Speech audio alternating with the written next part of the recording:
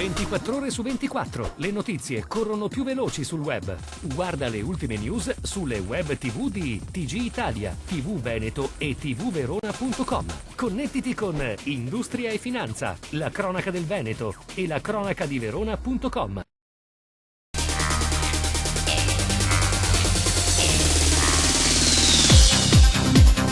Si è svolto a Palazzo Balbi, convocato dal presidente della regione Luca Zaia e con la presenza di tutti gli interlocutori del sistema economico e sociale del Veneto, l'incontro per arrivare ad un patto operativo per lo sviluppo. Sono soddisfatto del dibattito, ha commentato Zaia, che ha aperto una pagina importante con i mondi della produzione e del lavoro. Si tratta di un evento molto positivo, perché evidenzia la serietà e l'impegno con i quali la squadra veneta, tutta assieme, sta affrontando il grave momento attuale. D'intesa con i presenti ci siamo dati qualche giorno per affinare il documento proposto al tavolo, che contiene soluzioni innovative per i diversi settori e indica le risorse. Esso rappresenta di per sé una forte novità istituzionale e l'auspicio è che si possa chiudere la partita a breve.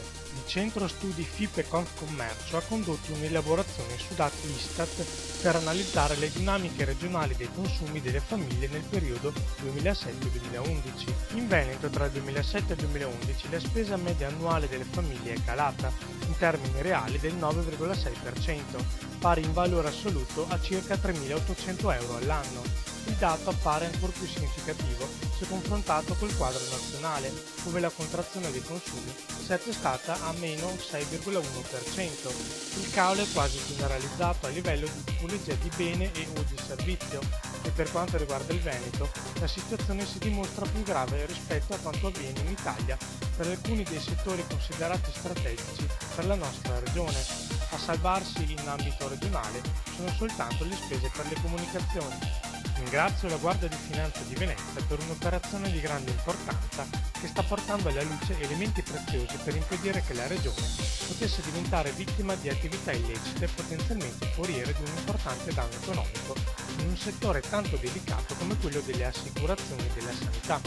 Un nuovo importante tassello di una collaborazione tra Regione e Forze dell'Ordine, già ottima, che intendiamo potenziare ulteriormente. Lo ha sottolineato il presidente della Regione del Veneto, Luca Zaia, in relazione alle indagini delle Fiamme Gialle riguardanti la società assicuratrice che, unica partecipante, si era aggiudicata l'appalto per le coperture assicurative delle ULSS venete. Anche noi, ha sottolineato il presidente, avevamo subito avuto dei sospetti, tanto che il mio assessore alla sanità Luca Coletto aveva già il 5 dicembre 2011 attivato il servizio ispettivo regionale. Il motore dello sviluppo passa per il credito e non si vedono ancora gli effetti dei finanziamenti concessi dalla BCE alle nostre banche. In questo contesto il ruolo delle regioni e l'attivazione di fondi di garanzia è determinante.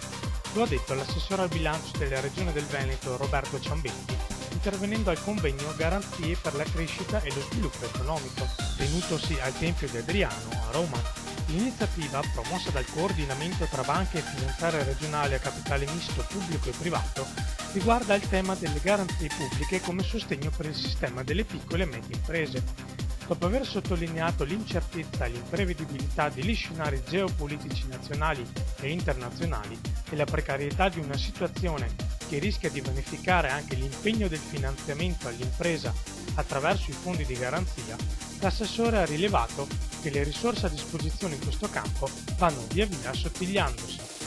La profonda riforma della sanità veneta che scaturirà dall'attuazione del nuovo piano sociosanitario regionale avrà tra i suoi cardini più qualificanti l'innovazione tecnologica e l'informatizzazione, vere chiavi del futuro, due elementi attraverso i quali sarà più agevole centrare l'obiettivo di curare ancora meglio la nostra gente, facendola stare meno in ospedale dove nessuno soggiorna volentieri.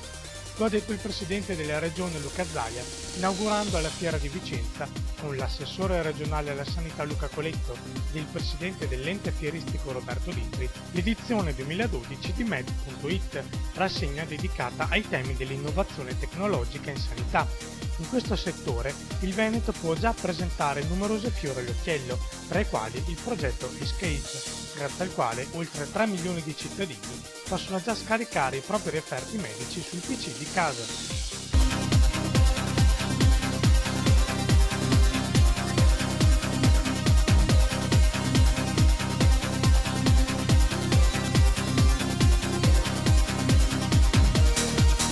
24 ore su 24, le notizie corrono più veloci sul web.